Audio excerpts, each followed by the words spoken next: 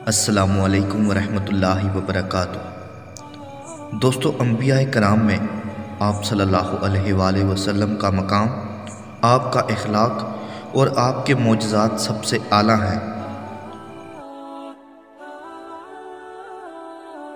جیسا کہ ہر نبی کے معجزات ایک دوسرے سے مختلف ہوتے ہیں، اسی طرح آپ صلی اللہ علیہ وآلہ وسلم کے حصی معجزات دوسرے انبیاء کرام سے بھی مختلف ہیں۔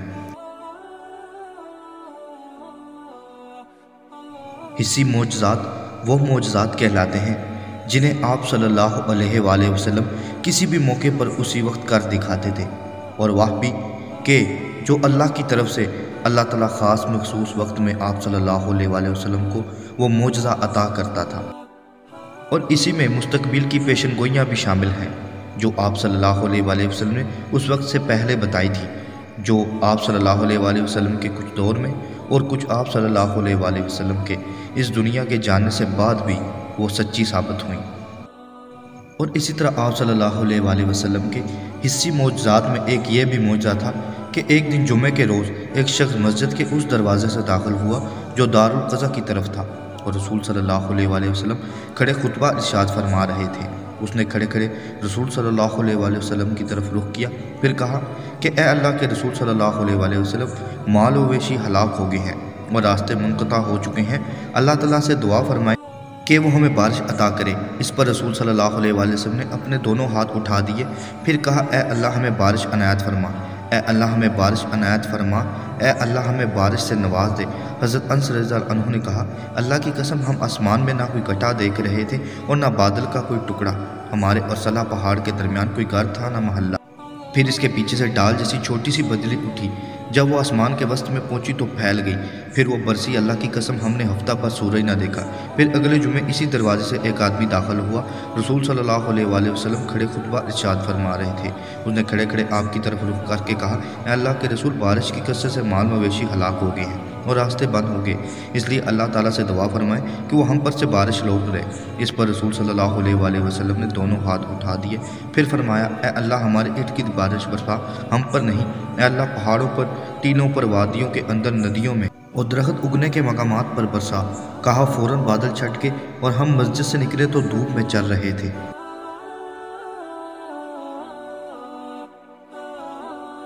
اسی طرح ایک اور حدیث میں نبی کریم صلی اللہ علیہ وآلہ وسلم نے چند آدمیوں کو ابو رافع یہودی کی طرف بھیجا۔ عبداللہ بن عتیق رضی اللہ عنہ رات کے وقت اس کے گھر میں داخل ہو گئے اور اسے قتل کر دیا۔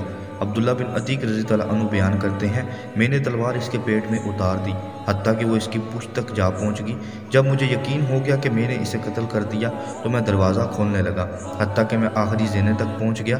میں نے اپنا پاؤں رکھا اور میں گر گیا، چاندنی رات تھی، میری پنڈلی ٹوٹ گئی۔ میں نے امامے کے ساتھ اس پر پٹی باندھی اور میں اپنے ساتھیوں کے پاس چلا گیا۔ پھر میں نبی کریم صلی اللہ علیہ وآلہ وسلم کی خدمت میں حاضر ہوا اور آپ سے پورا واقعہ بیان کیا۔ آپ صلی اللہ علیہ وآلہ وسلم نے فرمایا، اپنا پاؤں پھیلاؤ۔ میں نے اپنا پاؤں پھیلایا تو آپ نے اس پر اپنا دست مبارک پھیرا تو ایسے ہو گیا جیسے کبھی اس میں تکلیف ہوئی ہی نہ تھی۔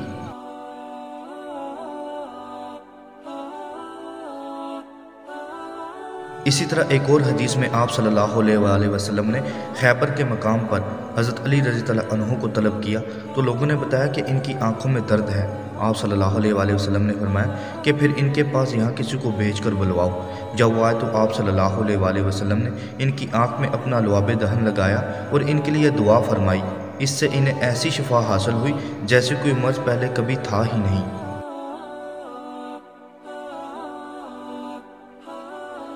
اسی طرح ایک اور حدیث میں حضرت جابر رضی اللہ عنہ بیان کرتے ہیں کہ صلح حدیبیہ کے دن ہم 1400 کی تعداد میں تھے۔ حدیبیہ ایک کنویں کا نام ہے، ہم نے اس سے اتنا پانی کھینچا کہ اس میں ایک قطرہ بھی باقی نہ رہا۔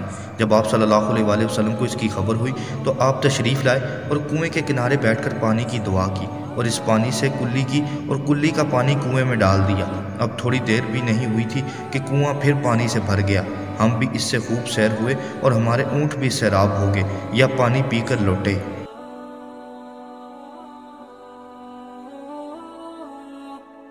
اسی طرح ایک اور حدیث میں حضرت جابر رضی اللہ عنہ بیان کرتے ہیں، ہم رسول صلی اللہ علیہ وسلم کے ساتھ ایک مہم کے لیے روانہ ہوئے، حتیٰ کہ ہم کشادہ وادی میں جا اترے۔ رسول صلی اللہ علیہ وسلم قضائے حاجت کے لیے گئے۔ میں چمڑے کا بنا ہوا پانی کا ایک برتن لے کر آپ کے پیچھے گیا۔ رسول صلی اللہ علیہ وسلم نے نظر دوڑائی تو کوئی ایسی چیز نظر نہ آئی جس کی آپ اوٹ لے سکتے۔ وادی کے کنارے پر 2 درخت نظر آئے۔ آپ نے ان میں سے ایک درخت کے پاس تشریف لے گئے، اس کی ٹہنیوں میں سے ایک کو پکڑا اور فرمایا، اللہ کے حکم سے میرے مطیع ہو جاؤ۔ وہ نکیل ڈالے ہوئے اونٹ کی طرح آپ کا فرما بردار بن گیا۔ پھر آپ صلی اللہ علیہ وسلم دوسرے درخت کے پاس آئے اور اس کی ٹہنیوں میں سے ایک کو پکڑا اور کہا، اللہ کے حکم سے میرے مطیع ہو جاؤ۔ وہ بھی اسی طرح آپ کے ساتھ چل پڑا، یہاں تک کہ اسے چلاتے ہوئے دونوں کے درمیان کے آدھے فاصلے پر پہنچے تو آپ نے ان دونوں کو جھکا کر آپس میں ملا کر اکٹھا کر دیا۔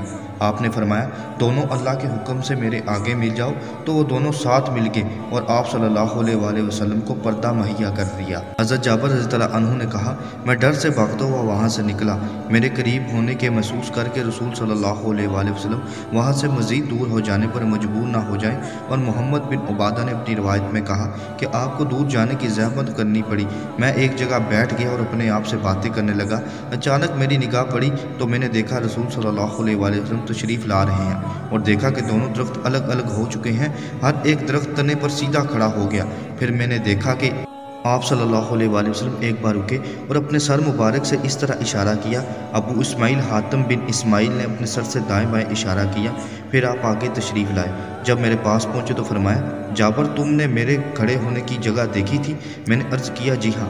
آپ نے فرمایا، دونوں درختوں کی طرف جاؤ اور دونوں میں سے ہر ایک سے ایک ایک شاخ کاٹ کر لاؤ، یہاں تک کہ آ کر جب میری جگہ پر کھڑے ہو جاؤ تو ایک شاخ اپنی دائیں طرف ڈال دینا اور ایک شاخ اپنی بائیں طرف۔ حضرت جابر رضی اللہ عنہ نے کہا، میں اٹھا، ایک پتھر اٹھایا، اسے توڑا اور اسے گھسایا۔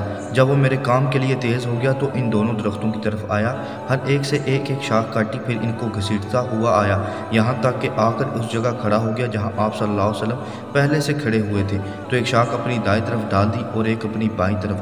پھر میں نے آپ کے ساتھ جا ملا اور عرض کی، اللہ کے رسول، جو آپ نے فرمایا تھا میں نے کر دیا، وہ کس لیے تھا؟ فرمایا، میں 2 قبروں کے پاس سے گزرا، ان کو عذاب دیا جا رہا تھا، میں نے ان کے بارے میں شفاعت کرنی چاہی کہ ان سے اس وقت تک کے لیے تخفیف کر دی جائے جب تک یہ شاخیں گیلی رہیں گی، یعنی کہ تب تک ان پر عذاب ہلکا کر دیا جائے گا جب تک یہ شاخیں ہری رہیں گی۔